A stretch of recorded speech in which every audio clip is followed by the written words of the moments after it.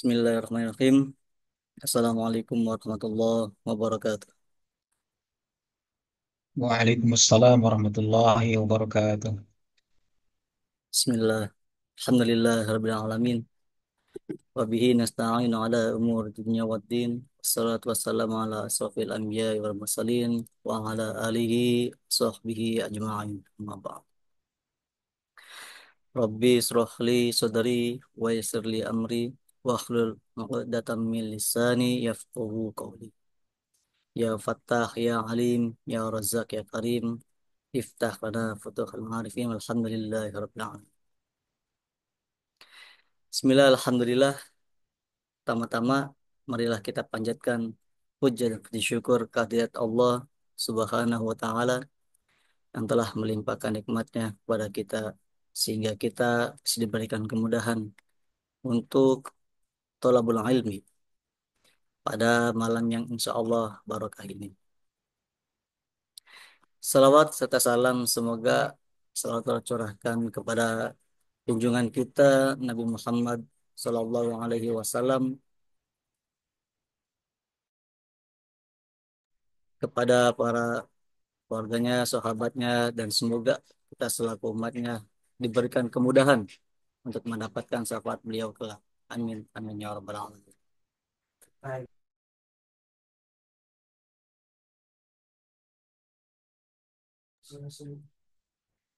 Alhamdulillah, pada kesempatan kali ini kita akan membedah tentang kemuliaan dan keutamaan bulan Sya'ban.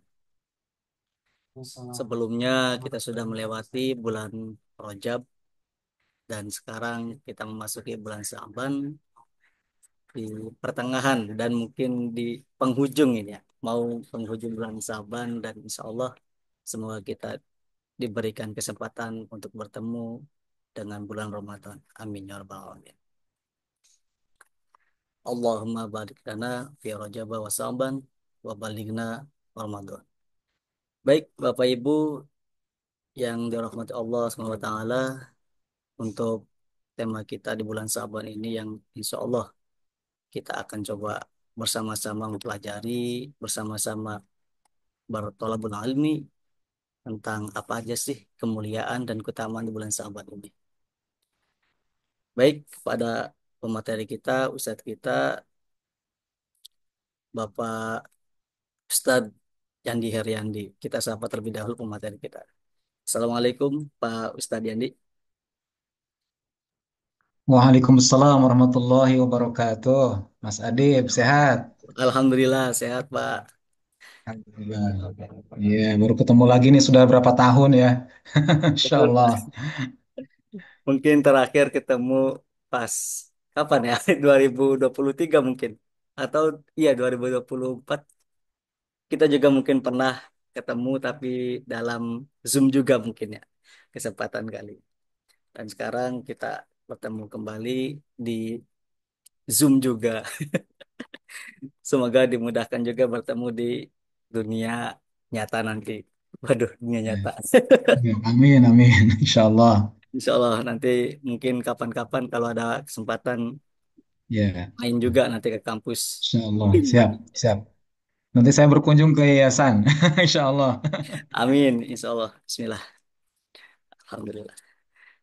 Baik, Bapak Ibu yang Masya Allah nih, luar biasa. Semoga senantiasa diberikan istiqomah dalam menuntut ilmu. Amin ya rabbal alamin. Assalamualaikum Ustadz, mohon maaf izin suaranya kecil. Waalaikumsalam. Cek, cek. Gimana untuk suaranya Bapak Ibu? Insya Allah aman nggak? Cek,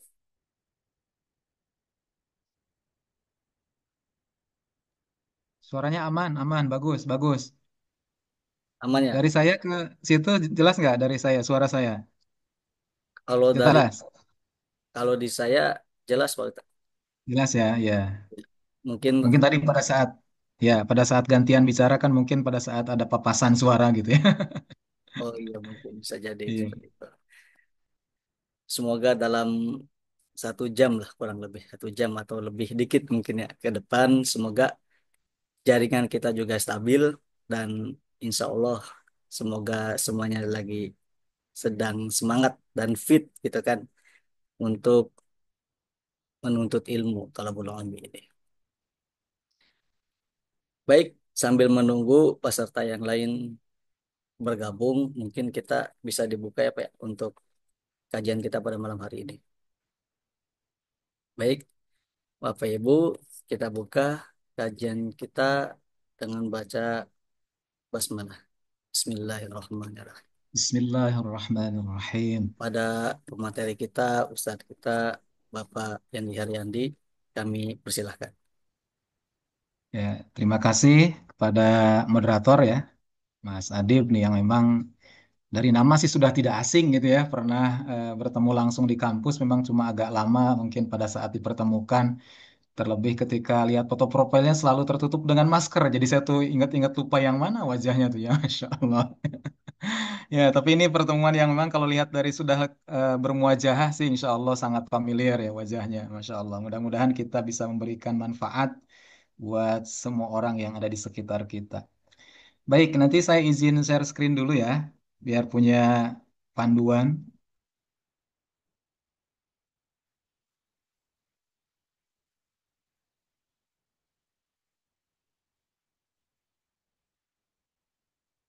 Baik, sudah ada di layar kaca masing-masing ya. Ya. Assalamualaikum warahmatullahi wabarakatuh.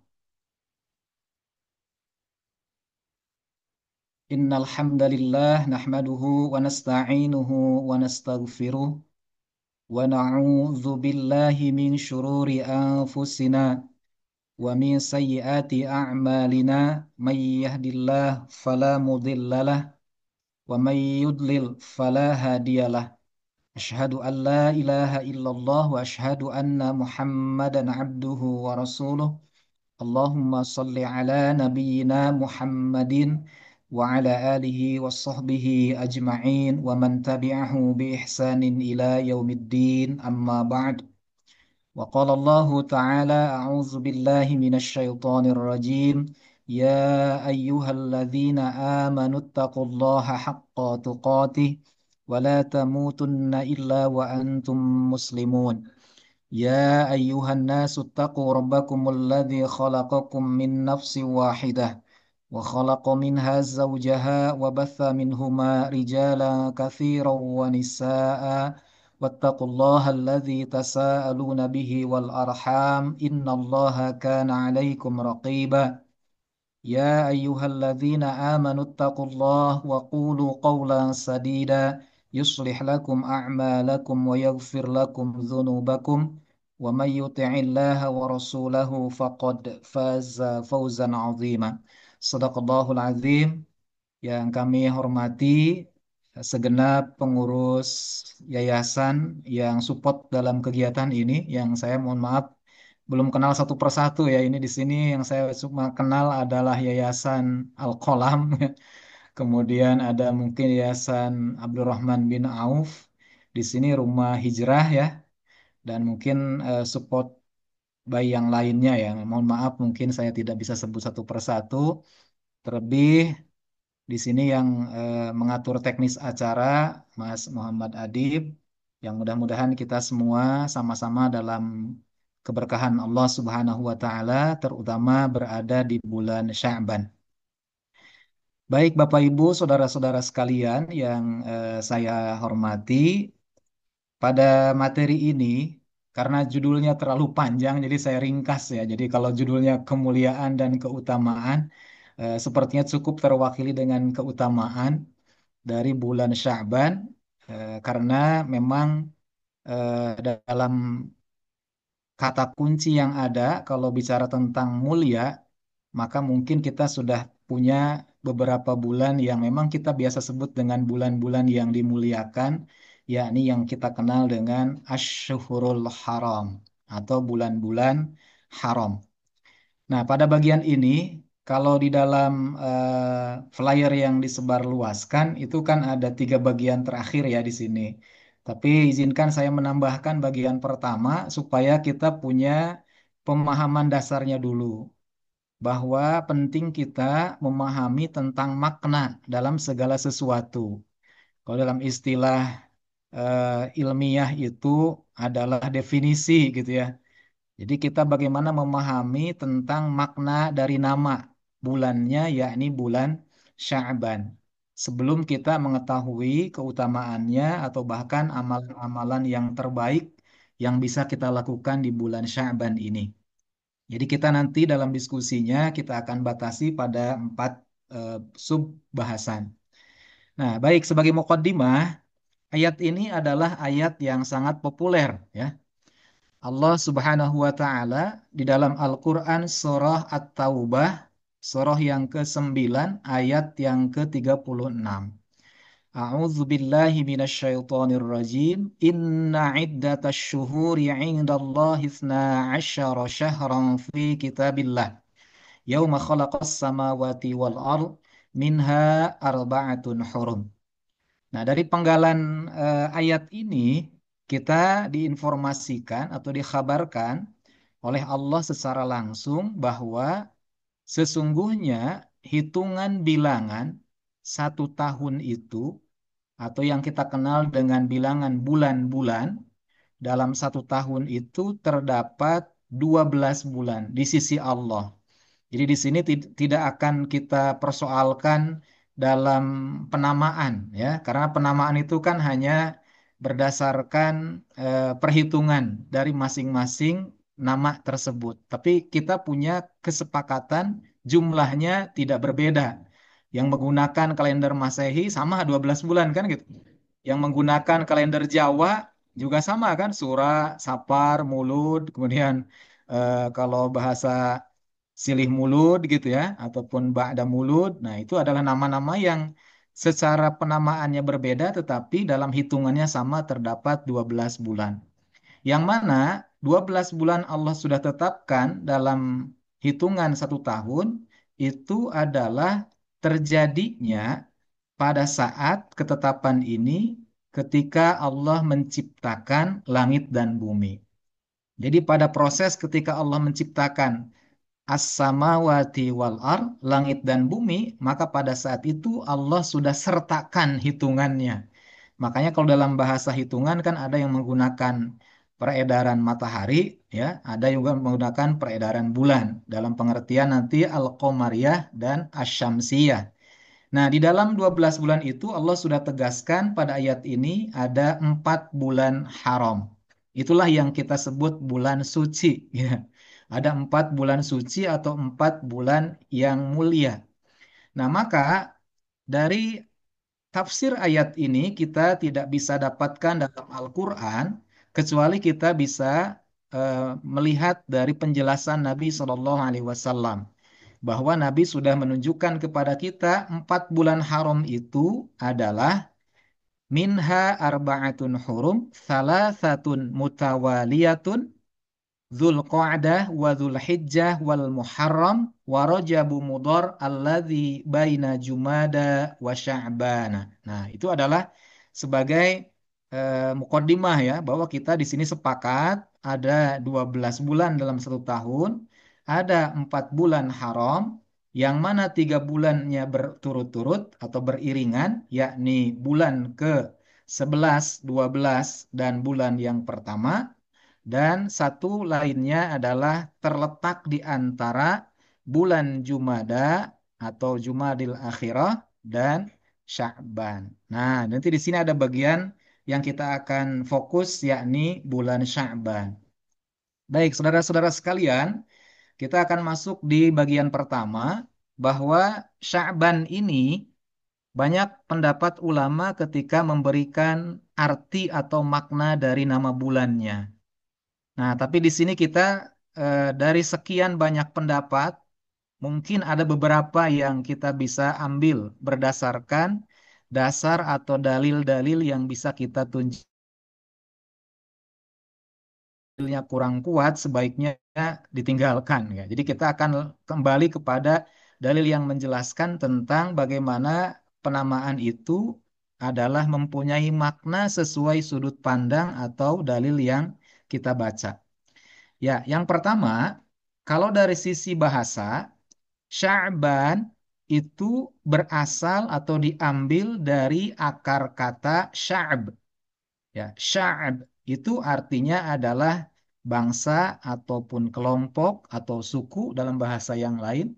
Hal ini bisa kita lihat di dalam Al-Quran surah Al-Hujurat ayat 13. Ya ayyuhan nas inna khalaqnakum min dzakari wa untha wa ja'alnakum syu'uban. Nah, itu kan ada kata jamaknya syu'uban. Nah, syu'uban itu adalah satu akar kata dengan sya'ab, yakni di situ adalah berbangsa-bangsa. Meskipun dalam pembagian ini ada istilah syu'uban, ada waqobailah.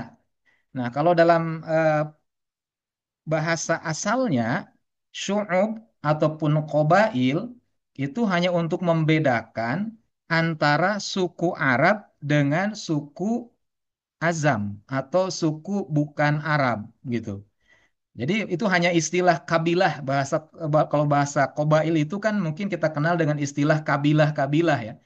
Ada kabilah dagang. Mungkin kalau yang di MTQ namanya juga biasa dipakai kalau rombongan ataupun yang membersamai para peserta MTQ biasanya juga disebut dengan kabilah-kabilah. Atau bahkan ada yang mengatakannya kafilah gitu ya. Nah, itu adalah bagian dari sisi penamaan. Memang pada saat itu alasannya nama ini disebut dengan Sya'ban karena pada saat itu orang-orang Arab biasa di bulan ini mereka berkelompok, mereka berpencar untuk mencari sumber air dalam rangka menyiapkan cadangan air ketika akan masuk bulan yang sangat terik, ya. Bulan yang sangat panas membakar yang dikenal dengan Ramadan, ya, atau nanti kita biasa sebut dengan Ramadan. Nah, jadi itu adalah asal mulanya nama bulan dinamakan dengan Sya'ban. Jadi dilihat dari sejarahnya orang Arab menggunakan nama ini berdasarkan kondisi pada saat terjadi di zaman itu. Dan di antara budaya atau yang ada dalam bangsa Arab pra-Islam, Allah masih ataupun melalui nabinya juga masih menggunakan hal-hal yang secara substansinya teksnya sama, tetapi nanti konteksnya bisa disesuaikan. Nah, jadi kalau teksnya sama, tapi kalau konteksnya di sini kan kita tidak menyiapkan air kan gitu kan. Kita kan kalau teksnya kan tidak sama, tapi konteksnya sama bahwa kita bulan ini adalah bulan persiapan untuk kita menyambut kedatangan bulan yang sangat kalau di sini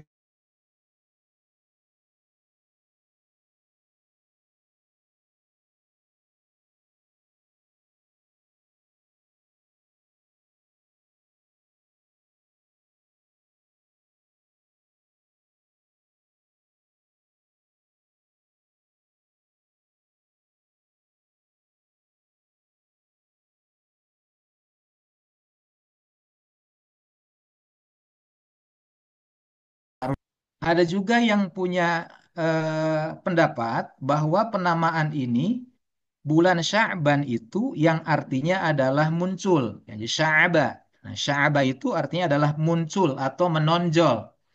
Nah, kenapa? Karena letaknya ada di antara dua bulan haram atau dua bulan yang dimuliakan, yakni adalah Rajab dan bulan istimewa atau bulan yang penuh dengan keberkahan dan rahmatnya Allah adalah bulan Ramadan. Di mana bulan Rajab dan bulan Ramadan kaum muslimin sangat giat di dalam beribadah. Kan gitu. Maka pada posisi bulan Sya'ban ini banyak yang lalai. Jadi Rajabnya mereka gitu kan ya. Ya, Isra Mi'raj dengan memperingati Isra Mi'raj setiap bulan Rajab, dengan puasa Rajabnya, dengan hal-hal yang dimulai dengan awal hilal bulan Rajab kan sudah berdoa.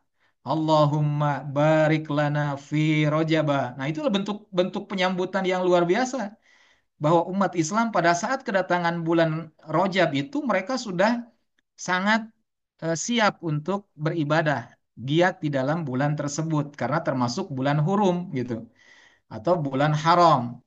Nah, kemudian pada saat ketika Ramadan juga sama. Nah, itu adalah hal yang sangat dirindukan. Banyak orang yang menunggu kedatangannya sampai-sampai mungkin setiap tempat ada yang dinamakan dengan tarhib Ramadan. Jadi satu proses penyambutan kedatangan dengan bulan Ramadan yang dikenal dengan istilah tarhib atau istilah yang biasa kita sebut marhaban ya Ramadan. Nah, itu adalah hal yang kedua dinamakannya karena menjadi hal yang letaknya di antara dua bulan yang mulia yang sangat diperhatikan oleh kaum muslimin. Sementara di bulan ini Nabi Shallallahu Alaihi Wasallam dalam salah satu sabdanya mengatakan, "Zalika syahrun yaghfulun nasa anhu baina Rajabin wa Ramadan." Bahwa bulan ini adalah bulan Sya'ban ini bulan di mana banyak orang yang melalaikan, yaghfulun nas, banyak manusia yang lalai atau melalaikan anhu bulan ini. Baina letaknya di antara Rajab dan Ramadan. Itulah nama yang kedua. Jadi ini mengingatkan kita bahwa bulan Sya'ban ini banyak orang yang melalaikan, justru itu jangan sampai termasuk kita gitu maksudnya. Jadi ketika kita diingatkan oleh sabda Nabi, ini menjadi pengingat buat kita, jangan sampai kita masuk di dalam bagian orang yang yaghfulun nas. Baik, saudara-saudara sekalian, ya karena di sini kelihatannya banyak yang muda-muda ya, saya panggilannya Bapak, ada beberapa mungkin ya. Nah, pada bagian berikutnya, dalam makna bulan Sya'ban yang lain, nah ini maksudnya ketika kita paham tentang makna bulan Sya'ban ini, kita betul-betul akan memahami, oh berarti amalan apa gitu nantinya gitu ya, atau keutamaan apa. Yang ketiga nih, nama Sya'ban juga ada yang berpendapat bahwa Sya'ban ini diambil dari kata asy'ab. Asy'ab yang artinya jalan di pegunungan. Dalam bahasa yang lain disebutnya jalan yang mendaki gitu. Dalam ayat yang lain kan kita mungkin ada di juz amma yang kita sudah hafal, fahadainahun najdain falaqtahamal aqabah wa ma adraka mal aqabah fakku raqabah. Nah, itu adalah jalan yang Allah sudah tunjukkan ada dua jalan gitu kan. Fahadainahun najdain. Maka kami telah tunjukkan kepada kita semua itu Allah telah tunjukkan dua jalan. Nah, maka di antaranya ada jalan yang mendaki itu adalah yang disebutkan pada ayat berikutnya. Nah, maksud dari makna nama ini adalah pada bulan ini kita umat Islam seharusnya, ini bicara tentang makna yang sebenarnya berarti kan, seharusnya bukanlah lalai, malah justru semestinya memperbaiki diri atau momentum yang sangat tepat untuk perbaikan diri. Memperbanyak ibadah, mempersiapkan hati dan diri menyambut kedatangan tamu agung yakni bulan Ramadan. Ibaratnya kalau kita akan kedatangan tamu, pastilah kita sangat prepare gitu ya, sangat betul-betul persiapan dari mulai mungkin kalau yang katakanlah bangunannya masih kurang bagus, dibagusin dulu gitu ya. Atau mungkin kalau ada kotor-kotor dicuci dulu. Nah, itu adalah gambaran dari proses yang harus dimulai di bulan Sya'ban dalam rangka menyambut bulan Ramadan. Intinya di bulan ini adalah waktu yang sangat tepat untuk meningkatkan kualitas ibadah kita. Nah, itu sebagai pemanasan dan juga ataupun persiapan gitu ya. Nah, kemudian ini yang menarik lagi, ini pendapat dalam kitab Nasihin bahwa ditulis oleh yang pendapat ini disampaikan oleh Syekh Yahya bin Mu'ad bahwa kata Sya'ban ini, nah ini mungkin kalau masalah eh, pendapat-pendapat makanya banyak sekali. Ini saya hanya mengambil sekitar 5 saja ya, 5 pendapat dari nama nih supaya kita mempunyai satu kesamaan dari nama itu punya makna gitu maksudnya. Jadi tidak bisa diterima kalau ada istilah apa arti sebuah nama. Justru bagi kita setiap nama itu punya makna. Nah, maka kata Sya'ban itu menurut Syekh Yahya bin Mu'ad ada terbangun dari 5 huruf. Huruf yang pertama adalah shin. Shin ini berarti asyafa'ah wasyarafah. Pertolongan dan kemuliaan. Nah, ini dari shin. Ya, mungkin kalau ada pendapat lain yang shinnya dengan cara pandang yang berbeda juga sah-sah saja kan gitu. Tapi kan harus punya teorinya tentu. Ini adalah pendapat dari Syekh Yahya bin Mu'adz. Jadi bahwa di bulan ini kita harus bagaimana menjadikannya sebagai tempat untuk mendapat atau mengharapkan pertolongan Allah, mendapatkan kemuliaan dari Allah. Yang kedua adalah dari huruf ain, yakni diambil dari akar katanya al-izzah wal karamah. Bahwa di bulan ini adalah terdapat kemuliaan dan kehormatan. Artinya jangan sampai disia-siakan gitu intinya. Jangan sampai dilalaikan atau bahkan udahlah yang penting juga akan habis dengan sendirinya. Kan yang namanya waktu itu yang disebut wala asr itu kan manusia itu akan rugi karena belum tentu nanti ketemu Sya'ban tahun depan kan gitu. Jadi inilah menunjukkan pengingat kepada kita tidak boleh kita menyia-nyiakan waktu terutama di bulan Sya'ban ini. Kemudian ada albir dari huruf ba, dari huruf alifnya ataupun hamzahnya adalah al-ulfah, dan yang terakhir dari huruf nun berarti an-nur, cahaya. Nah, itu semua adalah dari pendapat ulama bernama Syekh Yahya bin Mu'adz. Yang terakhir ini yang kelima, saya ambil lima aja pendapatnya. Makna Sya'ban itu sebagian ulama hikmah, kalau ini mungkin lebih kepada tasawuf ya, kepada ulama-ulama ahli hikmah, ya, ahli tasawuf, mereka memberikan pengertian Sya'ban ini adalah rangkaian dari 3 bulan, Rajab, Sya'ban, dan Ramadan.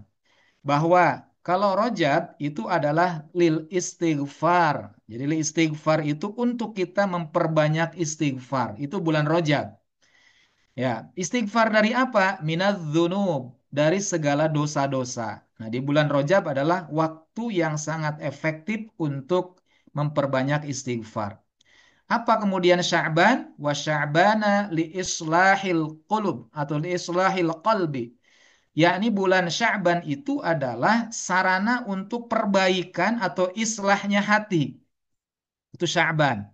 Dan baru nanti wa Ramadan litanwir. Nah, yaitu Ramadan itu adalah untuk meneranginya. Jadi hati ini harus bersih dulu dari segala keburukan baru akan terang di bulan Ramadan.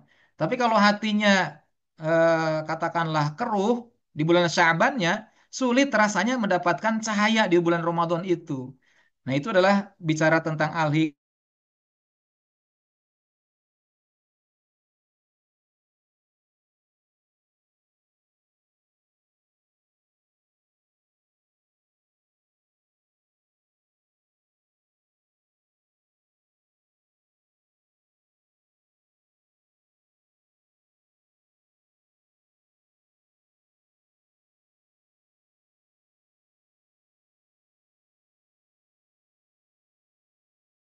ya karena nggak ada batas akhir ya. Sedapatnya aja ya, Mas Adib ya.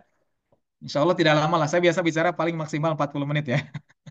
Tadi kita mulai mungkin sampai sekitar 10 menit lagi lah, insya Allah selesai.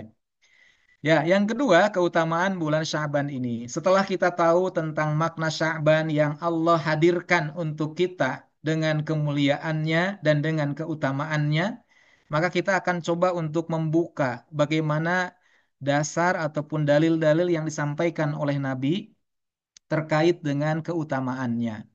Meskipun nanti dalam masalah ini akan ada khilafiyah, akan ada perbedaan-perbedaan dalam mendefinisikan atau memvalidasi dalilnya gitu ya. Ada yang mendoifkan hadisnya, ada yang bahkan mungkin diantaranya ada yang mengatakan mensohihkan ataupun dalam kriteria yang lain. Yang pada intinya saya di sini karena ini adalah jangkauannya harus bisa menjangkau semua, jadi nanti kita bicara di sini yang lebih kuat saja dalilnya. Maka saya tidak terlalu banyak. Kalau nanti dalam keutamaan itu dirinci mungkin akan lebih banyak. Cuman saya mengambil cukup dengan yang tidak menimbulkan permasalahan khilafiyah gitu ya. Ini yang umum tidak ada khilafiyah ya. Karena kalau sudah ditarik kepada aspek-aspek yang khilafiyah itu memungkinkan dalam forum ini pun tidak satu seragam gitu kan ya. Tidak seragam semua pemahaman. Maka yang paling aman adalah dalil-dalil yang kuat yang menjelaskan tentang keutamaan. Yang pertama, ini dalilnya sahih. Hadis ini diriwayatkan oleh muttafaqun alaih dalam lafadz Al-Bukhari dan juga Imam Muslim. Ya, yang saya ambil di sini adalah salah satunya yaitu matannya dituliskan oleh Imam Al-Bukhari bahwa keutamaan bulan Sya'ban ini adalah Rasulullah Shallallahu Alaihi Wasallam beliau paling banyak melakukan ibadah saum sunnahnya tidak ada di bulan yang lain melebihi bulan Sya'ban. Jadi kalau kalau dibandingkan dengan bulan Rajab, dibandingkan dengan bulan Muharram, maka semuanya dalam jumlah yang dikerjakan puasa sunnahnya Nabi tidak lebih banyak dari bulan Sya'ban. Inilah didasarkan kepada hadis yang diriwayatkan dari Aisyah radhiyallahu anha. An Aisyah radhiyallahu anha qalat kana Rasulullah sallallahu alaihi wasallam yasumu hatta naqula la yuftir. Kata Aisyah itu mengatakan bahwa Rasulullah itu beliau berpuasa yasumu hatta naqula la yuftir. Sampai-sampai aku tidak melihatnya beliau berbuka. Ya, jadi beliau berpuasanya itu sampai tidak kelihatan oleh Aisyah itu seperti tidak berbuka gitu. Dan juga Aisyah mengatakan bahwa beliau juga tidak berpuasa sampai-sampai dalam penglihatan Aisyah ini beliau juga seperti tidak berpuasa. Nah, jadi puasanya seperti tidak berbuka, berbukanya seperti tidak berpuasa gitu. Nah, itu adalah hal yang dilihat oleh Aisyah di awal lafadznya. Kemudian fama ro'a itu Rasulullah Shallallahu Alaihi Wasallam. Nah ini, maka tidaklah aku melihat Rasulullah istakmala siyama syahrin illa Ramadan. Beliau menyempurnakan ibadah puasanya kecuali di bulan Ramadan. Nah, berarti ini adalah penuh sebulan di bulan Ramadan. Ya. Dan kata Aisyah itu mengatakan lanjutannya, aku tidak melihat beliau siyaman minhu fi Sya'ban, aktsara siyaman minhu fi Sya'ban. Lebih banyak puasanya dari bulan Sya'ban. Inilah yang mendasari keutamaan bulan Sya'ban adalah utamanya untuk berpuasa. Kenapa Rasulullah berpuasa menunjukkan kemuliaan atau keutamaan di bulan Sya'ban ini. Itu yang pertama. Nah, kemudian yang kedua, bahwa bulan Sya'ban ini difahami dalam hadis riwayat An-Nasai, meskipun hadis ini adalah levelnya hanya hasan hadisnya, tetapi kita bisa tahu bahwa bulan ini, bulan Sya'ban adalah bulan diangkatnya amal-amal manusia kepada Allah yang sifatnya tahunan. Karena amal itu ada yang diangkatnya setiap Senin dan Kamis, yang sifatnya harian, ada juga yang sifatnya pekanan, ada yang sifatnya adalah tahunan. Ini menunjukkan kepada kita bahwa di bulan ini adalah bulan yang mulia dan utama. Nah, dari hadis ini kita bisa mengetahui bahwa di hadis ini tidak dikhususkan di malam nisfu Sya'ban. Ya, di hadis yang ini nih, hadis An-Nasai. Kalau di sini disampaikannya sifatnya beliau hanya mengatakan tadi sebagaimana yang di awal muqaddimah bahwa beliau itu mengatakan zalika syahrun, bulan itu adalah yaghfulun nas, banyak orang yang lalai baina Rajab wa Ramadan. Nah, itu yang disampaikan oleh Nabi, berarti kan bulannya Sya'ban. Ya, ini yang lebih lebih umum. Artinya di bulan Sya'ban mau tanggal berapapun kesempatannya ada. Karena kalau sudah dikhususkan nisfu Sa'ban saja ya udah kita ngapain ngebahas sekarang, udah lewat kan gitu. Nah, itu contohnya begitu. Makanya ini adalah dasar yang kuat ini bahwa kata Nabi, aku sangat ingin ayyurfa'a amali wa ana shaim. Ketika amalku diangkat oleh Allah kepada Rabbul Alamin, maka sedang ada dalam kondisi ana shaimun. Saya berpuasa. Ini menunjukkan bahwa bulan Sya'ban adalah bulan diangkatnya amal-amal manusia kepada Allah Subhanahu wa taala. Nah, adapun yang ketiga ini keutamaannya adalah malam nisfu Sya'ban yang sudah terlewat. Meskipun yang di bagian ini kita juga nanti menemukan beberapa hadis yang doif, bahkan ada hadis yang maudhu. Ya, makanya saya tidak pakai itu ya. Yang ketika dihususkan pada malam nisfu Sya'ban itu misalkan malamnya harus sholat, kemudian siangnya khusus puasa Sya'ban, nisfu Sya'ban, maka itu yang hadisnya masih banyak yang memperselisihkan. Tapi kalau hadis yang ini adalah yang sifatnya lebih umum bahwa di bulan Sya'ban ini innallaha la yattali'u fi lailatin, bahwa sesungguhnya Allah itu akan mengampuni semua manusia di dalam perbuatan dosanya, ya semua makhluknya yang bernama manusia, kecuali yang tidak akan diampuni itu adalah illa li musyrikin au musyahidin, kecuali orang musyrik dan orang yang bermusuhan. Nah, itu adalah malam nisfu Sa'bannya yang saya pakai yang lebih umum. Jadi artinya tidak menyangkut masalah yang lebih kepada ibadah khusus karena khawatir masih ada yang sifatnya mungkin tadi ya khilafiyah. Jadi tapi tetap punya keutamaan nisfu Sa'ban itu. Tidak mempersoalkan. Keutamaannya ada, tapi amalannya tidak ada amalan yang dikhususkan. Lanjut, kemudian ada pada posisi berikutnya, ini mungkin saya pilih saja setelahnya. Nah, ini. Yakni amalan-amalan yang terbaik, amalan-amalan sunnah yang bisa dilakukan. Yang pertama memperbanyak puasa, tadi dalilnya sudah disampaikan di awal. Ya, puasa sunnah tentunya. Yang kedua adalah memperbanyak amal ketaatan pada saat manusia umumnya lalai. Sebetulnya ibadah yang paling utama itu adalah ibadah ketika kebanyakan manusia lalai. Kenapa sholat tahajud itu adalah sangat utama? Ya, kan gitu. Karena umumnya sholat tahajud itu bangun malam di sepertiga malam terakhir itu umumnya manusia lalai. Ya, maksudnya lebih memilih tidur gitu ya. An-naumu khairu minas sholah gitu kan ya. Dibalik tuh. Yang harusnya as-sholatu khairu minan naum, tapi bagi orang yang kebanyakan gitu kan, kebanyakan aktsaron nas an-naumu khairu minas sholah. Ya, ya karena itu faktanya begitu gitu. Maksudnya ini adalah menjadi nilainya lebih gitu ibadahnya.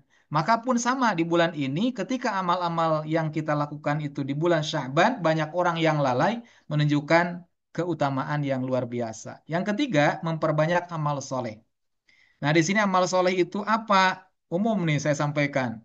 Amal soleh itu semua amalan yang baik, yang sesuai syariat, yang mendatangkan kebaikan atau manfaat, baik bagi diri yang melakukannya maupun orang lain, dengan catatan dilakukannya dengan syarat iman, ikhlas, dan ittiba. Tidak semua amal yang baik menjadi amal soleh kalau tidak ada ikhlas di dalamnya. Puasa pun, ya bahkan puasa Ramadan pun, kalau tidak ada iman, maka yang didapat hanya dahaga. Rubba shaimin laisa lahu min siyamihi illal ju' wal 'athas. Bahwa betapa banyak orang yang berpuasa tidak mendapatkan apa dari puasanya kecuali hanya lapar dan dahaga. Sementara yang mendapatkan ampunan man shoma ramadhana imanan wahtisaban. Nah, itu. Artinya amal soleh itu apapun kebaikannya selama memenuhi syarat iman, ikhlas, dan ittiba. Maka di sini hanya contoh-contoh saja ya. Di bulan ini kita bisa perbanyak amal soleh yakni yang pertama sholat lima waktunya lebih ditingkatkan gitu. Plus rawatibnya. Nah ini jadi yang biasanya rawatibnya ditinggal. Nah sekarang di bulan ini tuh mulai gitu. Jadi Ramadan tuh nantinya enteng gitu tuh. Gitu. Jadi ini mulai dari bulan ini. Mari kita perbanyak dalam pengertian tambah dengan amalan selain sholat wajib dengan sholat rawatibnya, sunnah rawatibnya. Yang kedua mulai dengan sholat tahajudnya, sholat malamnya. Ini menjadi sebuah persiapan untuk nanti sholat malam di bulan Ramadan. Sholat duhanya, baca Qur'annya, dan semua amal soleh yang lain. Dan lain-lain lah pokoknya.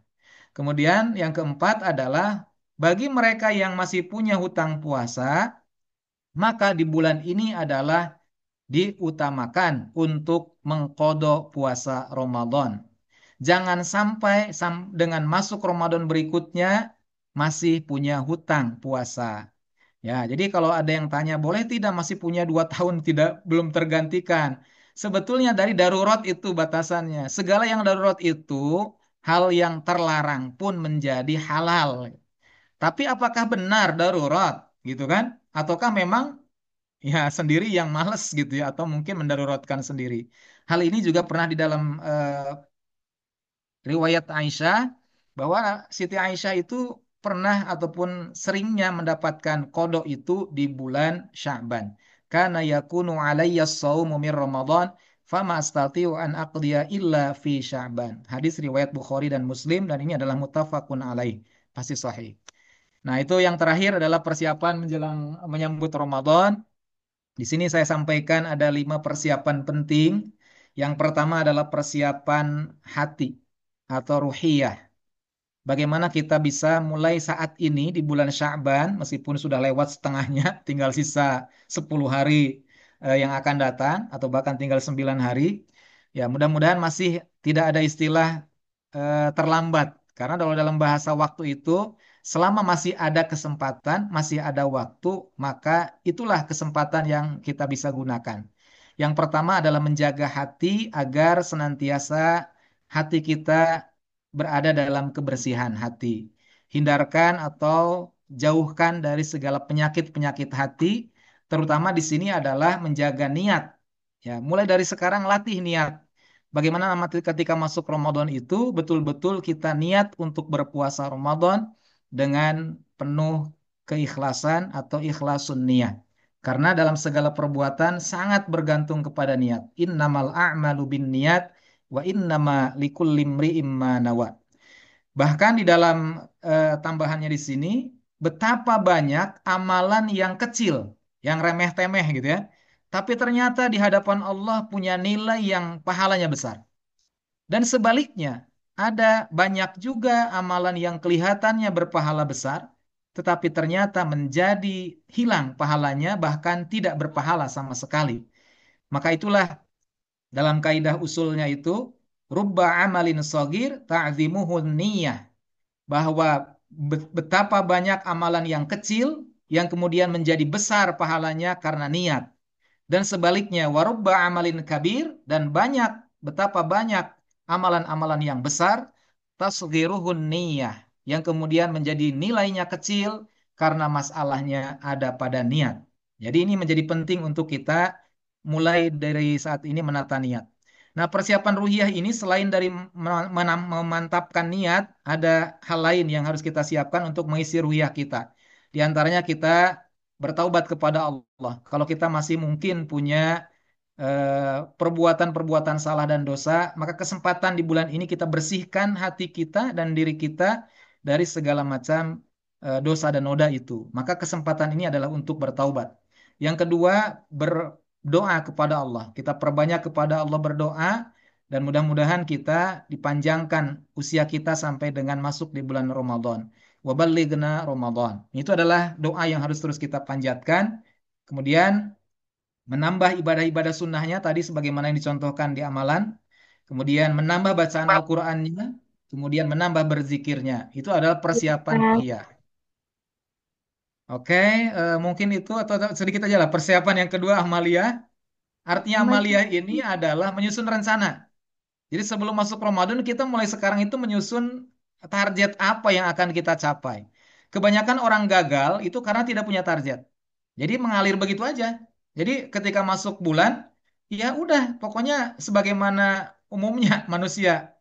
Tapi kalau kita mau berkualitas, Ramadan kita jauh lebih baik dari Ramadan tahun sebelumnya. Mulai Ramadan tahun ini kita siapkan target apa. Di sini ambil contoh misalkan. Targetnya kalau yang dulu belum pernah khatam 30 juz, kita targetkan khatmil Quran 30 juz. Ini kalau yang belum. Kalau yang sudah, kalau dulu khatmil Quran hanya bacaannya, misalkan sekarang kita targetkan bacaannya plus pemahamannya. Nah, ini adalah target. Jadi kita mulai ada semua kita mulai dari program dalam 1 bulan ke depan. Termasuk dalam hal sedekahnya.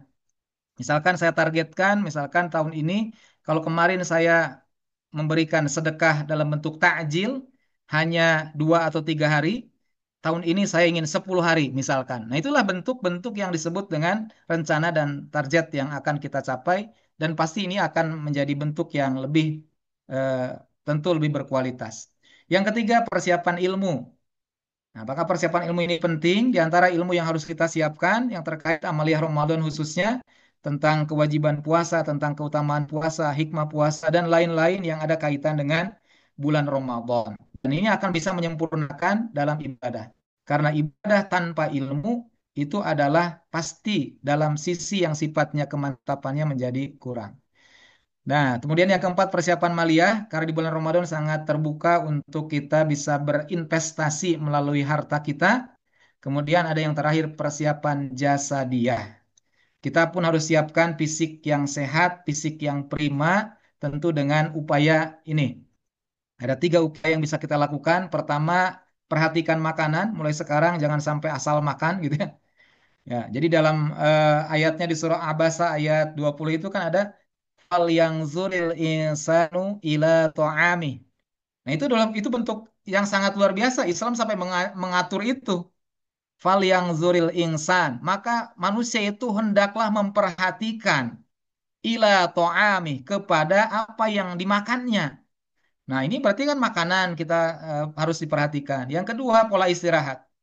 Di surah An-Naba itu di antara yang ada di ayat ke berapa tuh? 9 ya atau ayat 8 yang di dalam kalimatnya itu waja'alnakum nauman subata. Dan kami telah menjadikan bagimu malam tidur itu sebagai istirahat. Nah, itu adalah gambaran pola istirahat. Jadi jangan sampai banyak begadang kalau yang tidak ada gunanya. Tapi insya Allah di sini begadangnya begadang yang insya Allah ada gunanya. Yang terakhir adalah dengan tetap menjaga fisik dengan berolahraga. Ya tentu olahraga yang disesuaikan dengan katakanlah kesibukan kita masing-masing. Inilah yang bisa disampaikan. Semoga bisa bermanfaat. Dan terima kasih atas segala hal yang atensi yang disampaikan. Dan mohon maaf barangkali ada terdapat hal-hal yang kurang berkenan.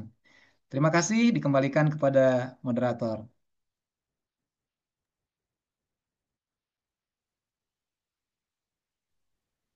Baik, terima kasih kepada pemateri kita yang luar biasa, Masya Allah ya. Walaupun sudah kelewatan gitu kan di bulan Syaban ini, tapi insya Allah masih ada waktu untuk mempersiapkan diri gitu kan, memperbaiki juga. Insyaallah. Insya Allah di bulan Syaban, penghujung bulan Syaban ini semoga diberikan kemudahan untuk istiqomah dalam memperbaiki diri. Amin ya rabbal alamin. Amin ya Allah. Baik, Bapak Ibu, kita coba buka untuk sesi tanya jawab dan diskusi. Boleh barangkali dari Bapak Ibu, teman-teman ada yang ingin didiskusikan, ditanyakan seperti biasa, bisa angkat tangan resen ataupun bisa tuliskan pertanyaannya di kolom chat Zoom. Mangga.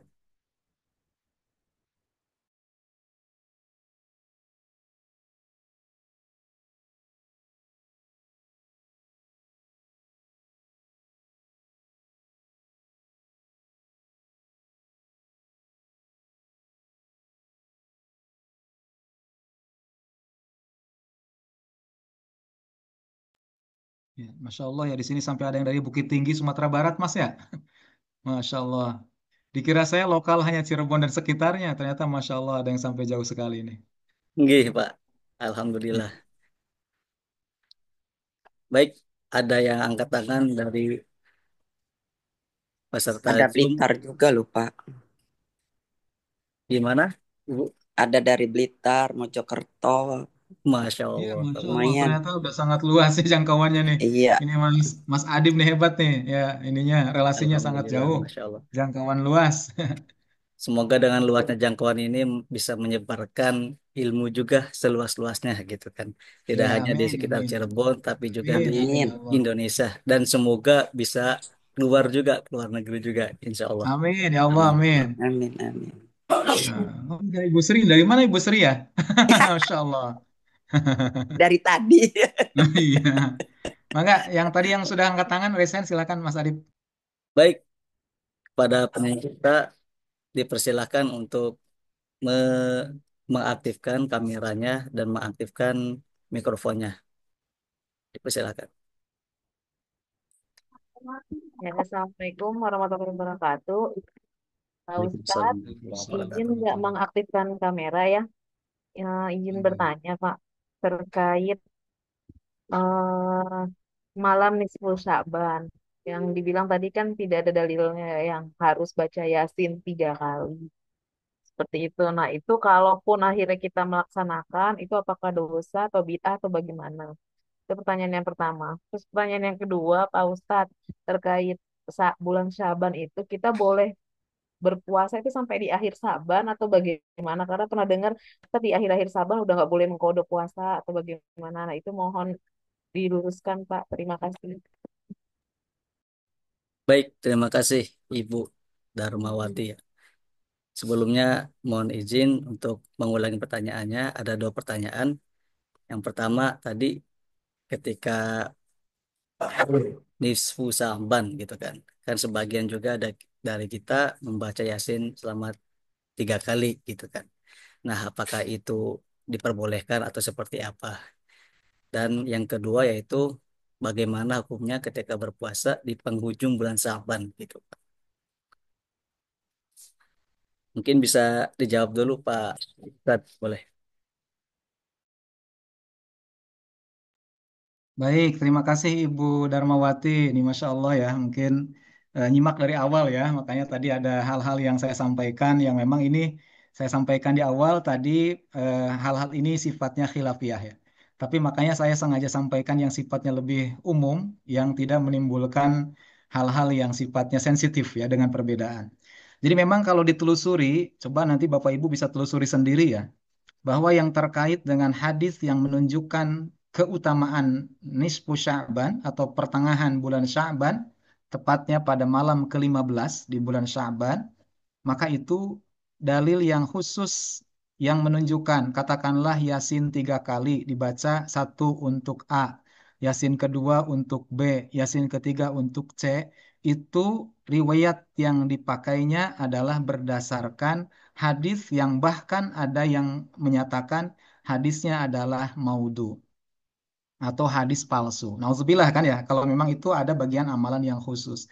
Artinya, untuk lebih kehati-hatian kita, meskipun di sini bisa jadi ada orang yang menggunakan akliyah, bahwa apakah memang nggak boleh kalau memang itu tidak ada dasar khususnya, kemudian kita mengamalkan dasar yang baik, yang sifatnya umum, maka barulah di situ persoalan yang berbeda.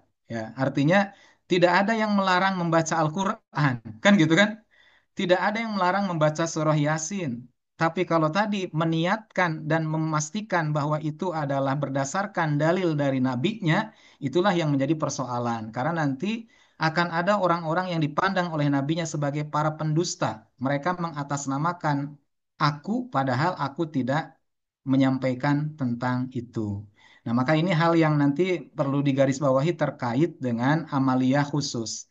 Jadi kalau yang tadi amaliyah yang umum yang saya sampaikan bahwa benar malam nisfu Sya'ban adalah malam yang mulia. Tetapi tidak ditemukan dalil yang khusus yang menunjukkan amalan apa yang bisa dilakukan pada malam tersebut. Mungkin kalau saya di sini tunjukkan di sini ada eh, hadis yang menjelaskan tentang itu terkait dengan amaliyah nisfu Sya'ban. Nah, jadi di sini ada hadis-hadis, mohon maaf ya, di sini mungkin hal-hal ini memang agak-agak sensitif nanti ketika ada bisa jadi satu sama lain eh, berbeda di dalam tinjauannya. Mungkin saya boleh share screen dulu sebentar lah untuk menunjukkannya.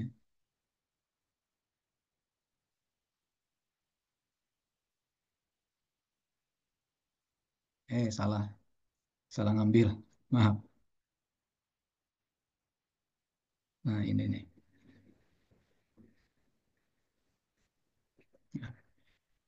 Jadi ketika hadis-hadis yang menjelaskan tentang amalan khusus di malam nisfu Sya'ban di antaranya adalah ini nih, yang mungkin Bapak Ibu juga pernah disampaikan oleh para penceramah. Dari mulai tentang sholatnya, ada 100 rakaat pada malam nisfu Sya'ban. Kemudian baca surah Al-Fatihah hanya 10 kali pada setiap rakaatnya, dan seterusnya. Kemudian juga ada bahkan nama sholatnya dinamai sholat Alfiyah. Ya, nah ini adalah hadis-hadis yang disampaikan ini semua adalah banyak bicara tentang hadis yang palsu. Artinya hadis maudhu dalam kriteria hadisnya. Jadi memang ini persoalan yang sekali lagi sangat memungkinkan untuk berbeda pandangan, tetapi untuk lebih kehati-hatian, kalau boleh memberikan sebuah pilihan gitu ya. Itu kan pilihan ada pada masing-masing pada akhirnya ya. Jadi di sini kita tidak bisa memaksakan cara pandang setiap orang, tapi kalau yang ada dalam kaidah usulnya, mungkin kalau Bapak Ibu pernah belajar usul fikih itu, bahwa al aslu fil ibadati tahrim. Hukum asal ibadah itu adalah dilarang atau haram, tidak boleh hatta yadilud dalil al-ibahah. Sampai ada dalil yang membolehkannya. Jadi kalau tidak ada dalil yang membolehkan, maka sebaiknya itu tidak dilakukan. Itu khusus dalam masalah ibadah ya. Maka tadi terkait dengan masalah yang ditanyakan pertama, karena tidak ditemukan dalil yang secara khusus menunjukkan amaliyah-amaliyah tertentu di malam nisfu Sya'ban, meskipun ini sudah berlalu ya, maka nanti untuk kembali dikaji lagi gitu ya. Kalau ini kan sudah berlalu berarti tinggal nanti tahun depan, insya Allah kalau umur panjang Ibu ya, Ibu Darmawati kalau Allah berikan umur panjang ketemu lagi bulan Sya'ban tahun depan, maka sebelum mengamalkannya tolong nanti telusuri kembali. Apalagi di zaman sekarang sangat mudah ya menelusuri terkait dengan validasi hadis yang bisa kita eh, katakan literasi ya, literasi. Jadi itu yang pertama terkait dengan amaliyah khusus yang tidak ditemukan dalil yang sahih ataupun mungkin hasan kategorinya. Nah, itu yang pertama. Jadi, kalaupun yang sudah ya nggak apa-apa itu. Itu bagian daripada perjalanan ruhani kita ya, perjalanan ruhaniyah kita masing-masing. Yang pasti tadi kita kembali kepada kaidah usul fikihnya bahwa hukum asalnya ibadah itu adalah dilarang atau diharamkan kecuali terdapat dalil yang melakukan atau membolehkannya. Beda dengan muamalah. Kalau muamalah itu hukum asalnya boleh. Ya. Jadi kalau muamalah itu adalah al-muamalatu, segala hal yang sifatnya muamalah adalah al-ibahah, adalah boleh. Hatta yadilu dalil at-tahrim atau al-butlan. Nah, itu adalah hal yang berbeda, sisi yang berbeda. Itu Bu ya. Jadi yang pertama, ketika nanti Ibu juga bisa sambil literasi kembali kesohihan hadisnya, maka itu hal yang menjadi hal yang perlu dikonfirmasi. Nah, yang kedua, pertanyaan terkait dengan ada dalil yang menjelaskan bahwa setelah nisfu Sya'ban, kalau sudah lewat pertengahan bulan Sya'ban, tidak boleh berpuasa lagi. Ini pun ada kriterianya, yakni yang tidak dibolehkan itu ketika 1 atau 2 hari menjelang bulan puasa Ramadan, menjelang Ramadan, di mana orang tersebut tidak biasa dengan puasa. Tapi kalau ibu yang setiap sebelum pertengahannya saya sudah rajin puasanya, ya tidak ada alasan untuk menghentikan hanya karena membaca satu bentuk riwayat yang menjadikan larangan setelah eh, melakukan atau setelah melewati nisfu Sya'ban. Yang dilarang itu hanya 5 waktu dalam 1 tahun. Ini larangan atau haramnya puasa. Yang pertama adalah 2 hari raya yang kita kenal Idul Fitri dan Idul Adha, 1 Syawal dan 10 Zulhijjah, dan 3 hari di hari Tasyrik, 11, 12, 13 Zulhijjah. Selainnya dalil umum yang digunakan adalah boleh berpuasa. Gitu. Jadi yang tadi tidak boleh itu dalil khususnya adalah bagi mereka yang tidak biasa berpuasa. Ketika memaksakan puasa menjelang Ramadan, dikhawatirkan akan menjadikan kondisinya tidak siap ketika masuk bulan Ramadan. Misalkan tidak biasa puasa, gaya-gaya aneh gitu ya. 2 hari sebelum puasa Ramadan tuh, saya mau puasa. Malah jadi sakit gitu tuh. Kan bagi orang yang tidak biasa mungkin akan adaptasi dulu tuh. Nah, maka itulah yang menjadikan persoalan ketika justru masuk Ramadan kondisinya kurang prima gitu. Jadi bagi yang terbiasa mangga Bu. Jadi Ibu misalkan terbiasa, jangan sampai malah Senin Kamis tidak bisa menjalankan puasa karena baca dalil itu. Kan ini sudah lewat nih nisfu Syabannya. Wah, Senin nggak boleh puasa, Kamis nggak boleh puasa. Padahal masih ada 2 minggu. Ya kan, dari 15 hari berarti kan ada 2 minggu lagi. Ada 4, 2 kali 2, berarti ada 4 kali puasa Senin Kamis. Belum lagi kalau yang tadi terkait mengamalkan puasa nisfu Sya'bannya juga bukan berarti tidak boleh puasa di tanggal 15 Ibu ya. Karena 15 setiap bulan Hijriah itu ada puasa Ayyamul Bid gitu. Jadi itu yang dalilnya kuat terkait dengan kesunahan puasa di setiap bulan Hijriah. Tanggal 13, 14, dan 15 setiap bulan Hijriah. Tidak dikhususkan pada bulan Sya'ban, malam ke-15. Kalau kayak gitu nanti kalau dalam bahasa, ini bahasa guyonannya ya, itu namanya orang yang bulit. Tahu bulit mungkin ya kalau orang Sunda tahu bulit ya, kalau orang Jawa nggak tahu apa namanya ya. Jadi bulit itu mensiasati sesuatu yang ya tadilah gitu, pinter kodek gitu, pengennya enak sendiri. Pas malam itu, wah segalanya dengan keistimewaannya dia kejar, sementara dia malam-malam yang lain dia tinggalkan. Itulah orang yang bulit namanya. Jadi seolah-olah menjadikan pilih-pilih dan tadi ya seolah-olah mengatakan lebih utama di satu hal sementara di yang lain tidak terpenuhi. Kenapa Lailatul Qadar itu Allah rahasiakan tanggalnya? Coba, andaikan disebutkan tanggalnya tertentu, pasti setiap orang itu akan fokusnya di tanggal itu. Itulah di antara dalil-dalil yang bisa menjadikan kita tidak boleh mendiskriminasi gitu ya atau mendiskreditkan hari-hari tertentu pada saat kita tidak menemukan dalil yang sangat representatif. Itu barangkali Ibu, mohon maaf barangkali agak panjang ya. Silakan, barangkali ada yang mau menyampaikan hal lain disilakan. Terima kasih Pak Ustadz penjelasannya. Sama-sama, mudah-mudahan bisa dipahami Bu ya. Kalau nanti Ibu kurang Ya, jelas, boleh nanti bisa dilanjutkan di Japrian lah ya.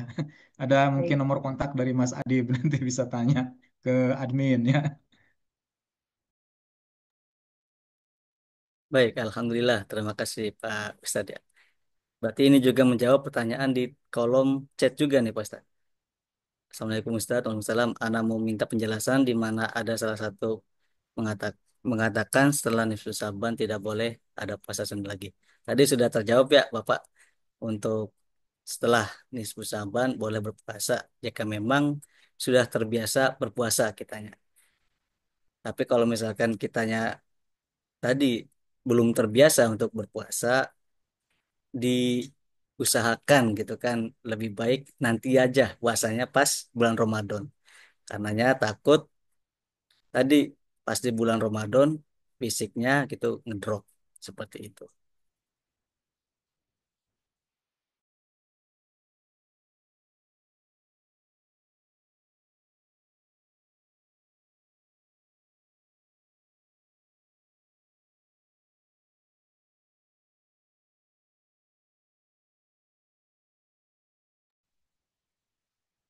Itu kalau di layarnya communicate with comments itu apa ya? Dari siapa? Artinya ada yang bentar. Oh gitu. Makanya barangkali dari oh iya ada yang ini ya. Dari Pak Jahril nih. Iya, barangkali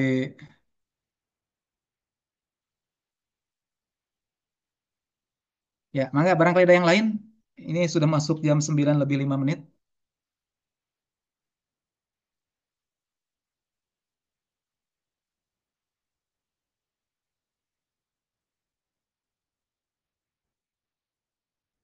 Silakan barangkali ada yang mau menyampaikan lainnya. Biasanya standar 1,5 jam, Mas Adib. Sampai jam berapa nih biasanya?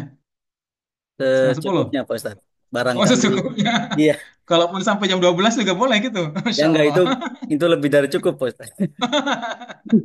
Iya. Itu Karena lebih ya dari mangga, cukup mangga. nanti Karena saya berlebihan. nggak lihat undangannya tuh tidak tertera batas akhir. Batas Ya. awal ada, batas akhirnya tidak ada. Waduh, ini sampai jam berapa ini? Masya Allah.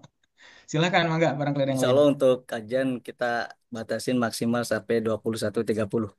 Tapi kalau misalkan sebelum itu kita dirasa sudah cukup, mungkin kita bisa cukupkan gitu Pak Ustadz. Baik, maka itu Bu Hajah Julhaida kayaknya mau menyampaikan sesuatu. Tapi tutup ini video ya Ustadz. Iya, mangga Ibu nggak apa-apa, mangga. Iya, ini Ustadz eh, terkait tadi ada hadis yang palsu apa yang enggak itu bisa juga ada yang dibalik-balikin ya, yang sohih jadi palsu gitu. Saya dengar-dengar juga itu gimana tuh Ustadz? Itu yang pertama. Yang kedua, Rasulullah itu disebut Al-Quran berjalan. Itu gimana tuh maksudnya Ustadz? Terima kasih. Assalamualaikum warahmatullahi wabarakatuh. Waalaikumsalam warahmatullahi wabarakatuh. Masya Allah ini Ibu ya, ini langsung aja Mas Adib ya. Karena saya sudah menangkap Tapi pertanyaan. itu apa di luar ini ya, di luar tema yang kedua kayaknya ya. Oh iya, nggak apa-apa, ya nggak apa-apa. Nggak apa-apa, baik. Ya, baik. Iya, Yang iya. pertama, Mangga, nggih. Jadi Ustaz. kalau masalah hadis dalam kriteria sohih didoibkan, doib disohihkan, itu bukan sembarang kita ya Bu ya. Jadi kita itu namanya ada ilmu hadis, ya ada ilmu hadis yang memang tidak setiap orang mungkin memahami atau menguasai ilmu hadis itu, ulumul hadis itu.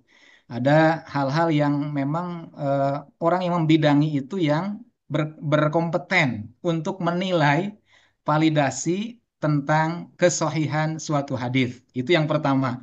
Jadi kita tidak boleh memvonis ataupun mengubah status gitu ya, ataupun Iya, konfirmasi hadis kecuali diserahkan kepada ahlinya. Makanya ini mohon maaf ya barangkali di setiap ormas itu biasanya punya iya, majelis ataupun dewan ataupun lajnah. Ya, biasanya kan ormas beda-beda ya nama yang digunakannya.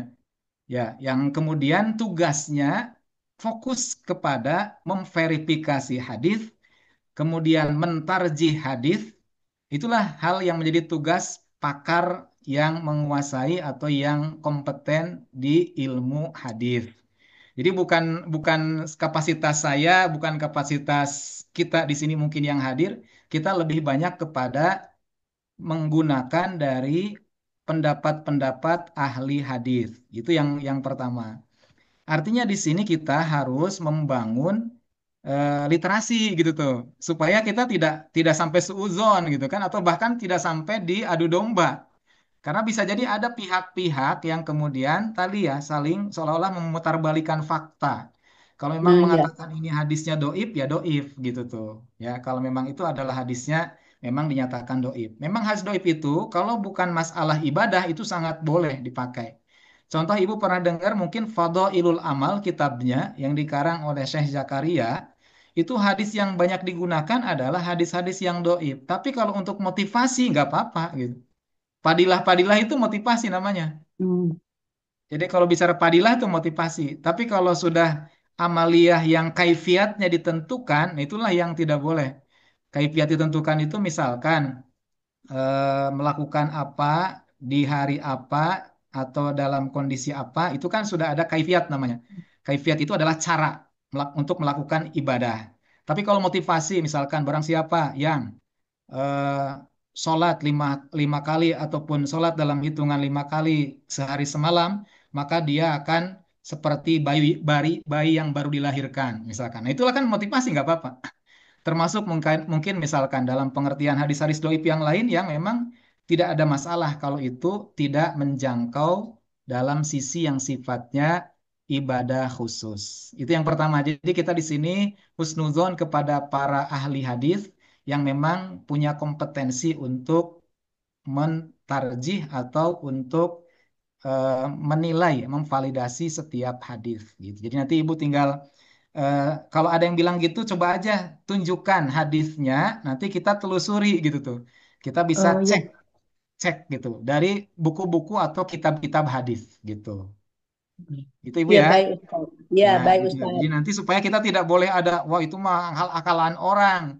Ya, karena Iya kalau ada kita, yang bilang gitu. iya betul Bu ya. Jadi kalau Iya. kita mendefinisikan orang itu kan nanti fitnah itu bahkan bisa lebih kejam dari membunuh. Al fitnatu asyaddu minal qatl. Maka tidak boleh ada hal itu. Itu yang pertama mungkin Bu. Jadi lebih kepada ajakan ya. Saya mengajak kepada kita semua untuk lebih hati-hati intinya gitu. Untuk lebih hati-hati terhadap amalan-amalan khusus terutama dalam masalah ibadah yang belum ada contoh dari nabinya. Karena kalau bicara contoh dari nabi itu, itulah yang menjadi bukti kecintaan kita kepada Allah. Qul in kuntum tuhibbunallah fattabi'uni yuhibbukumullah wa yaghfir lakum dzunubakum. Nah, itu adalah sudah ada jaminan dari Allah cinta kepada Allah buktikan dengan mengikuti atau ittiba kepada Nabi. Jadi kalau Nabinya tidak mencontohkan, sebaiknya tidak dilakukan. Itu mungkin yang lebih kepada Tapi aspek tiba ke ibadah. itu ke tiba ke apa namanya nih ke orang-orang ustad apa ustad ustad apa namanya nih yang lebih tinggi kiai dan alim ulama Ya, gitu bagaimana? ya. Makanya memang kalau dilihat dari latar belakang masing-masing ustadz kan tentu punya Oh, iya. punya latar belakang ya. Misalkan katakanlah yang sekali bernasional ada Ustadz UAS gitu kan, Abdul Somad, ada Ustadz Adi Hidayat, ada Ustadz siapa lagi lah yang mungkin yang skala nasional nih ya, yang mungkin popularitasnya lagi tinggi-tingginya gitu misalkan. Nah, itu kan hal-hal Iya. yang kayak gitu mungkin sangat eh, pada posisinya bisa jadi subjektif ya, subjektif ustadznya atau kiainya gitu. Jadi eh, subjektivitas itu bisa terjadi. Hmm. Jadi, intinya sih tidak boleh percaya langsung kepada kiai karena kiai itu juga manusia gitu ya. Iya, tapi kan beritiba juga nggak ngikutin gitu, ngikutin alim ulama. Gimana sih Ustadz Ya, itu? Ya kan ya? ya, ya makanya eh, perlu dikonfirmasi kembali nanti apakah memang benar Hmm. label yang disandangkan kepada beliau sebagai seorang kiai itu adalah sudah sesuai dengan ajaran dari Nabi yang disebut dengan Mm-mm. al ulama warathatul anbiya gitu kan, Nah, ya ulama itu. pewaris Nabi gitu. Nah, itu perlu dikonfirmasi juga, Bu ya. Jadi tidak semua kata ulama dalam pengertian kiai ataupun ustadz itu adalah garansi. Nah, itu nggak ada garansinya. Ulama juga manusia, kiai juga manusia, dan memang sesuai dengan basic eh, belajar dia gitu. Biasanya kan kiainya belajar dari kiai siapa kan pasti tidak akan jauh dari titah perintah ataupun sunnah-sunnah yang diajarkan oleh kiainya. Begitu Bu, jadi intinya tidak boleh fanatik dengan satu kiai atau satu ulama. Itu intinya. Hmm. Yang Iya, iya. kedua, terkait dengan akhlak Nabi adalah Al-Quran berjalan, itu sebetulnya ketika itu Siti Aisyah ditanya, bagaimana akhlak Nabi itu? Bahwa akhlak Nabi itu adalah khuluquhul Quran.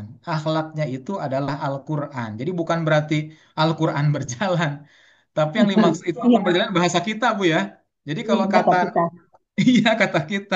Kalau hadisnya itu yang disampaikan Aisyah itu adalah khuluquhul Quran. Akhlak dia, akhlak beliau, akhlak Nabi itu adalah Al-Quran. Artinya, dalam kehidupan Nabi, akhlaknya itu adalah persis sama dengan Al-Quran. Gitu. Jadi semuanya itu Al-Quran dalam terapannya itu ada pada diri Nabi gitu tuh. Itu maksudnya Al-Quran berjalan itu. Jadi maksudnya akhlak Nabi itu adalah cerminan dari Al-Quran. Al-Quran yang nyata dalam kehidupan. Kan kalau Al-Quran itu sebagai dasar dalil nakliknya, maka secara pengamalannya, ya pengamalannya itu ada pada sosok Nabi Muhammad SAW. Gitu. Jadi nanti dipahaminya akhlak Nabi adalah Al-Quran. Demikian Ibu Hajah. Mudah-mudahan bisa dipahami atau ada konfirmasi ulang, Mangga. Oh, bisa insya Allah Ustadz. Ya, Insya Allah makasih Alhamdulillah. banyak Ibu kayak atas dari jauh juga, Bu ya. pembicaraannya. Ibu dari luar Jawa juga. Saya di Tangerang. Oh, Tangerang, Masya Allah. Iya, Iya, Tangerang. barangkali dari luar Jawa juga nih, ada yang dari Sumatera, dari Papua yang Iya, belum ada yang. aslinya, aslinya. Tapi sekarang Oh, lagi merantau ke Tangerang. oh, masanya saya logatnya itu kerasanya bukan Jawa gitu, logat. Iya, iya benar. Betul, Bu Saya, ya? iya. Betul Ustaz, Iya. Ustaz Jahril dari Lampung ini. Oh, Masya Allah. Ini pokoknya mudah-mudahan ini sangat potensial ya dengan kecanggihan teknologi, dengan yang sudah terjalin ini silaturahimnya mudah-mudahan semakin menambah kekeluargaan, ukhuwah Islamiyah, juga menambah keilmuan. Amin. Insya Allah ini Amin. kan pekanan ya Mas Adib ya, setiap Selasa kalau nggak salah. Atau Betul Ustaz. Insya Allah iya, setiap Iya. Selasa malam. Selasa. Iya, kemarin saya update itu Mas Alvin tuh pada 2 pekan yang lalu ya, Mas Alvin Khairisma ya. Betul Ustaz. Iya.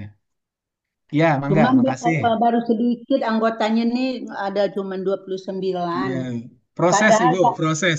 ya, Memang padahal proses untuk banyak besar. grupnya banyak anggotanya. Iya ya, Masya Allah. Ya memang berproses semuanya Bu. Insya Allah mudah-mudahan berkah, tambah ilmunya, tambah teman-temannya, tambah jamaahnya. Amin. Amin. Baik, ini ada tulisan lewat chat ya. Ini ada dari Pak Kasdi. Ada salah seorang ustazah mengenai, oh ini tadi udah ya. Berarti siapa lagi yang belum? Oh, sholat tahajud nih ya. Sholat tahajud di bulan Ramadan apakah tetap dilaksanakan seperti bulan lainnya? Nah, ini nih. Kadang-kadang kita selama ini beribadah itu karena kurang ilmu, jadinya bingung sendiri gitu tuh. Bingung sendiri. Jadi sebetulnya yang ada, coba ibu-ibu baca dalam setiap literasi hadis, tidak akan ditemukan namanya sholat tarawih. Semua hadis nggak akan ada kata-kata sholat tarawih. Tapi kenapa kita sebut dengan nama sholat tarawih, gitu kan? Nah, itu kan jadi pertanyaan tuh. Terus nanti bagaimana niatnya? Nabi tidak mengajarkan sholat tarawih. Tidak ada nama sholat tarawih itu kan gitu. Nah, makanya nanti di dalam bagian ini kita punya sebetulnya jenisnya itu sama. Namanya berbeda-beda gitu. Jadi kalau istilah benda, bendanya sama. Tapi dikasih namanya beda-beda gitu. Contoh, di bulan Ramadan itu kenapa dinamakan sholat tarawih? Tidak ada di luar Ramadan itu tarawih. Itu ingin para ulama, itu nama-nama itu dari para ulama. Ya, ulama salaf, ulama-ulama terdahulu. Dan ulama kholaf juga menggunakan itu. Jadi bukan dari nabinya nama-nama itu. Nama-nama itu adalah sebagai cara untuk mengingatkan kita bahwa kenapa dinamakan sholat tarawih agar dalam pelaksanaannya kita betul-betul tenang, santai, penuh dengan istirahat. Ya, gitu. Itu adalah arti kata rohat itu istirahat.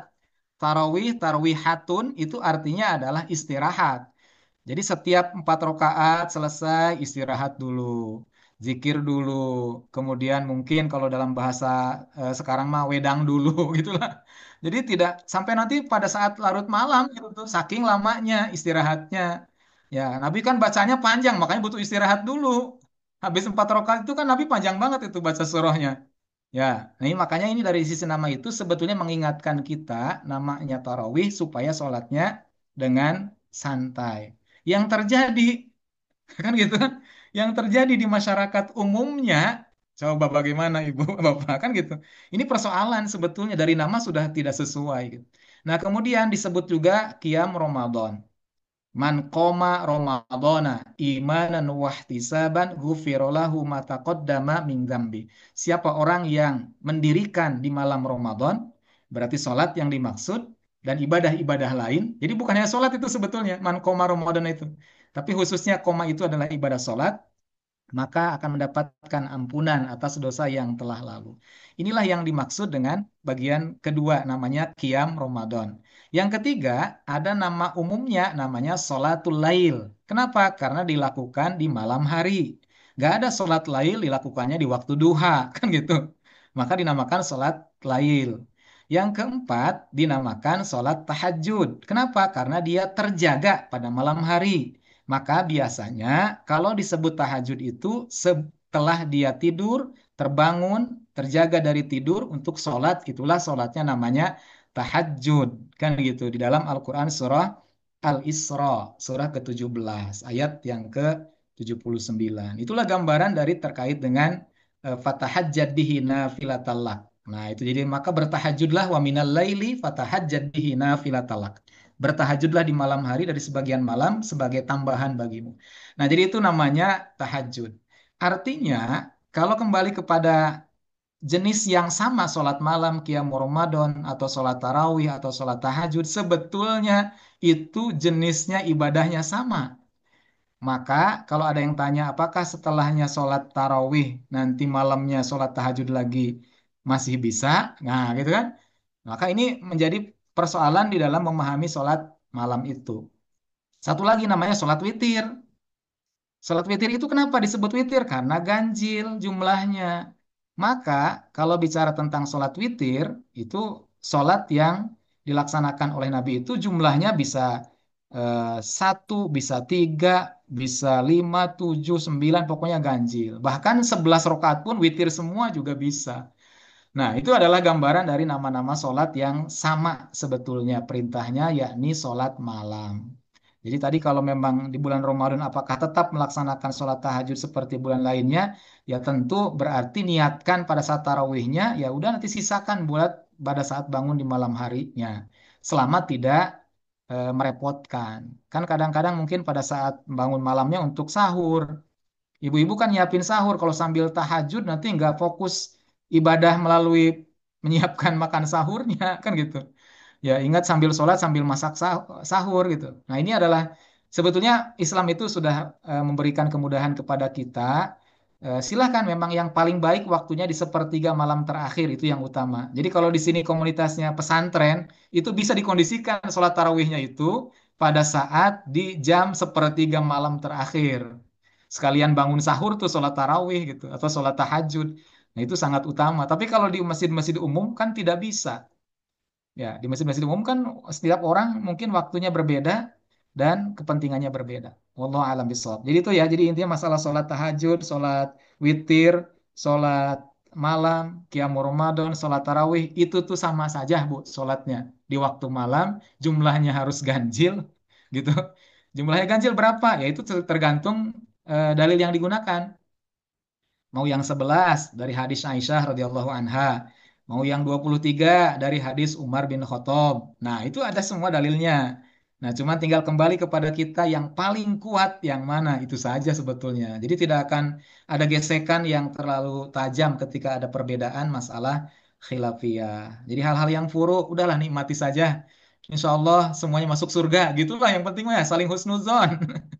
Jangan sampai saling caci, saling maki, dan bermusuh-musuhan. Nauzubillah min dzalik. Itu mungkin Bu ya untuk terkait sholat malam atau sholat tahajud atau sholat tarawih. Apakah boleh sholat tahajud meskipun belum tidur? Apa juga ditutup dengan witir? Boleh tadi, makanya tadi namanya tapi jangan tahajud gitu nantinya. Jadi sholatnya sholat malam aja kalau mau sebelum tidur. Nah, termasuk sahabat Abu Bakar As-Siddiq itu beliau selalu sholat witir sebelum tidur, Bu. Jadi karena khawatir tidak sholat malam, maka sebelum tidurnya dia sholat witir dulu. Ya, asal nanti pas bangun malamnya jangan witir lagi, karena kalau witir tambah witir jadi genap gitu. Jadi kalau witir itu kan ganjil, kalau ganjil ditambah ganjil di satu malam jadinya genap gitu, bukan lagi witir namanya gitu. Jadi kalau sudah witir di awal, maka di akhirnya tidak perlu witir kembali. Gitu. Sudah semua kayaknya ya? Iya, Ya, sudah sudah Pak kayaknya. Ustadz. Alhamdulillah. Alhamdulillah. Ya. Ya, boleh, Ibu Darmawati. Kalau sudah witir, mau tahajud malamnya boleh. Tapi jangan witir lagi gitu nantinya, ya. Ya, baik, itu mungkin yang bisa disampaikan. Ada sekitar 6 menit sebetulnya buat closing statement mungkin ya. Sekali lagi, saya atas nama eh, katakanlah pengisi ataupun hal yang menyampaikan nasihat ataupun pesan-pesan nilai yang disampaikan. Semoga yang saya sampaikan adalah kebenaran dan tentu kebenaran hanya datangnya dari Allah. Al-haqqu mi rabbika fala takunanna minal mumtarin. Kebenaran hanya datangnya dari Allah, maka janganlah kita termasuk orang-orang yang ragu terhadap kebenaran. Tapi haruslah kita menjadi orang-orang yang beriman terhadap kebenaran. Wala talbisul haqqo bil batil wa taktumul haqqo wa antum ta'lamun. Dan janganlah kamu mencampur adukan antara yang hak dengan yang batil dan janganlah kamu menyembunyikan yang hak itu. Nah, makanya ini memang agak mungkin bisa jadi satu sama lain dalam forum ini saja ada yang masih berbeda dalam sisi pemahaman, itu hal yang biasa. Maka Bapak Ibu silahkan kembali kepada yang diyakini gitu intinya ya. Jadi insya Allah di forum ini mudah-mudahan tidak untuk menjadikan terkotak-kotak, tetapi justru ingin semakin mencerahkan dengan pemahaman yang sangat luas terhadap Islam dan ajarannya, sehingga kita dikuatkan dengan ikatan ukhuwah Islamiyah dan insya Allah mudah-mudahan kita akan semuanya dikumpulkan di Jannatun Naim, surganya Allah Amin. Subhanahu wa taala. Amin ya rabbal alamin. Amin, Terima amin ya kasih dan Rabbal mohon maaf sekali Alamin. lagi barangkali terdapat kekurangan sebagai seorang fakir yang masih sangat minim ilmu dan masih perlu banyak belajar dan mudah-mudahan sedikit yang bisa disampaikan dapat bermanfaat khususnya bagi saya, umumnya bagi kita semua. Nasrum minallah wa fathun qarib. Wassalamualaikum warahmatullahi wabarakatuh. Waalaikumsalam. Waalaikumsalam warahmatullahi Waalaikumsalam wabarakatuh. warahmatullahi wabarakatuh. Makasih Pak Ustadz. Alhamdulillah. Alhamdulillah, terima kasih. Assalamualaikum Hatur warahmatullahi nuhun. wabarakatuh. Terima kasih Bapak Izin Ibu. live. Alhamdulillah. Maka Mas Adib bagaimana ditutup Mas Adib lagi? Nggih, Pak. Siap. Baik, Alhamdulillah. Terima kasih Pak Ustadz. Terima kasih Bapak Ibu yang sudah selalu semangat nih dalam menuntut ilmu. Masya Allah, tabarakallah. Semoga di malam yang tercerahkan ini, Masya Allah, Insya Allah menjadi ilmu yang bermanfaat untuk kita semua. Dan barangkali Bapak Ibu yang mungkin terlambat masuk, itu boleh. Insya Allah nanti untuk kajian kita upload, untuk siaran ulang kita upload juga di YouTube kami, Rumah Hijrah Official. Mangga Bapak Ibu bisa dikaji lagi, barangkali ingin mengkaji materi atau kajian kita, dan kajian-kajian sebelumnya juga barangkali tertinggal, boleh bisa diakses di link YouTube-nya, sudah kami kirim ke link atau chat Zoom. Mohon maaf. Mangga Bapak Ibu. Terima kasih. Mohon maaf bila ada kesalahan. Kita tutup dengan hamdalah dan doa Fathul Majelis. Alhamdulillahirabbil alamin. Subhanakallahumma wa bihamdika Alhamdulillahirobbilalamin. asyhadu an la ilaha illa anta astaghfiruka wa atubu ilaik. Wassalamualaikum warahmatullahi wabarakatuh. Waalaikumsalam Waalaikumsalam warahmatullahi warahmatullahi wabarakatuh. Terima wabarakatuh. kasih Mas Adib dan teman-teman tim yang Ya, sudah terima kasih mempersiapkan Mas segala Adib, sesuatunya. terima kasih Mudah-mudahan Ustadz. silaturahim kita masih bisa Hmm. berlanjut di forum-forum yang akan datang, insya Allah ya. Amin, Insya insya Allah. Allah. Baik, terima kasih izin live Ibu dan Pak semuanya. Mangga istirahat, barangkali Waalaikumsalam. sudah lelah mendengarkan suara saya yang tidak enak didengar. Enak Terima kasih, Pak. mangga pamit. Sehat Pak Assalamualaikum. Ustadz. Waalaikumsalam. Waalaikumsalam warahmatullahi wabarakatuh.